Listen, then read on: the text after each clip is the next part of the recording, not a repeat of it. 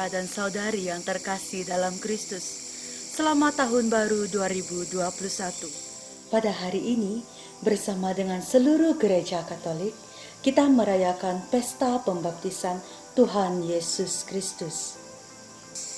Dalam Injil Markus bab 1 ayat 7 hingga 11, diceritakan peristiwa pembaptisan Tuhan Yesus Kristus. Ketika membaca kisah tersebut, tentu kita akan bertanya, mengapa Tuhan mau dibaptis? Kira-kira, apakah jawaban Anda? Sudah pasti banyak jawaban-jawaban yang muncul dalam pikiran kita. Baik yang positif, mungkin juga ada jawaban yang negatif. Saudara-saudari yang terkasih, untuk mengetahui lebih lanjut mengapa Yesus mau dibaptis, mari bersama-sama kita rujuk Katekismus Gereja Katolik yang akan menjawab pertanyaan-pertanyaan yang muncul dari pikiran dan hati kita. Katekismus Gereja Katolik mengatakan, pada awal kehidupan Yesus di muka umum, dia membiarkan dirinya dibaptis oleh Yohanes Pembaptis di Sungai Yordan. Karena dalam Injil Lukas bab 3 ayat 3 dikatakan bahwa Yohanes mengumumkan, bertobatlah dan berilah dirimu dibaptis, dan Allah akan mengampuni dosamu. Dari pengumuman tersebut, maka datanglah para pendosa, antaranya pemungut cukai, serdadu, orang Farisi, orang Saduki, serta pelacur untuk dibaptis. Lalu Yesus juga datang untuk dibaptis. Apakah Yesus juga berdosa sehingga dia datang kepada Yohanes untuk dibaptis? Yesus tidak berdosa, walaupun ia menjadi sama seperti manusia. Yohanes yang mengenal siapa Yesus menjadi ragu-ragu untuk membaptisnya. Tetapi Yesus mendesak, dan dia menerima pembaptisan. Pembaptisan untuk Yesus adalah penerimaan dan permulaan perutusannya sebagai hamba Allah yang menderita. Ia memasukkan diri dalam golongan orang berdosa, sehingga orang yang dibaptis dibebaskan dari dosa dan memiliki keselamatan. Yohanes sungguh mengenal dia, maka ketika dia melihat Yesus, dia berkata, "Lihatlah anak domba Allah yang menghapus dosa dunia." Dapat kita lihat dalam Injil Yohanes bab 1 ayat 29.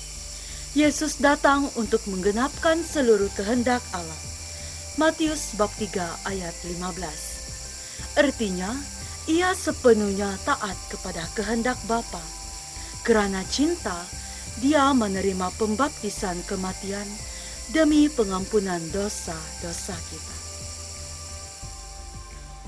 Atas kerelaan Yesus untuk menderita, maka terdengarlah suara Bapa dari surga yang mengatakan, "Kepadamulah aku berkenan." Markus bab 1 ayat 11. Pada saat Yesus dibaptis, roh yang memenuhi Yesus sepenuhnya sejak ia dikandung turun, supaya tinggal di atasnya. Bandingkan Injil Yohanes bab 1 ayat 32 hingga 33. Dengan demikian, Yesus akan menjadi sumber Roh Kudus bagi seluruh umat manusia. Pada saat Yesus dibaptis, surga yang ditutup oleh dosa Adam terbuka. Matius bab 3 ayat 16. Dan kerana Yesus dan Roh turun ke dalam air, maka air dikuduskan. Inilah awal penciptaan baru. Maka pembaptisan ditandai dengan air, yang menandai awal hidup baru seorang Kristen, dan secara sakramental dibentuk menurut rupa Yesus. Dengan kata lain, kita juga harus masuk dalam misteri pengosongan diri yang telah dilalui oleh Yesus dan bertobat dengan rendah hati. Kita harus masuk bersama Yesus ke dalam air, supaya keluar lagi bersama Dia, agar memperoleh kelahiran baru dari air dan roh yang menandai suatu hidup baru. Santo Gregorius dari Nazianze mengatakan, baiklah kita membiarkan diri dikuburkan bersama Kristus dalam pembaptisan, supaya bangkit bersama Dia. Baiklah kita turun bersamanya, supaya ditinggikan bersamanya. Kita naik lagi bersamanya, supaya dimuliakan di dalamnya. Oleh pembaptisan, kita dibebaskan dari dosa dan dilahirkan kembali sebagai putera-puteri Allah.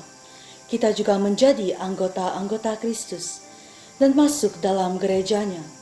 Karena itu, pada hari pesta pembaptisan Tuhan ini, mari kita bersama-sama semakin menyadari rahmat pembaptisan yang telah kita terima. Tuhan memberkati kita semua.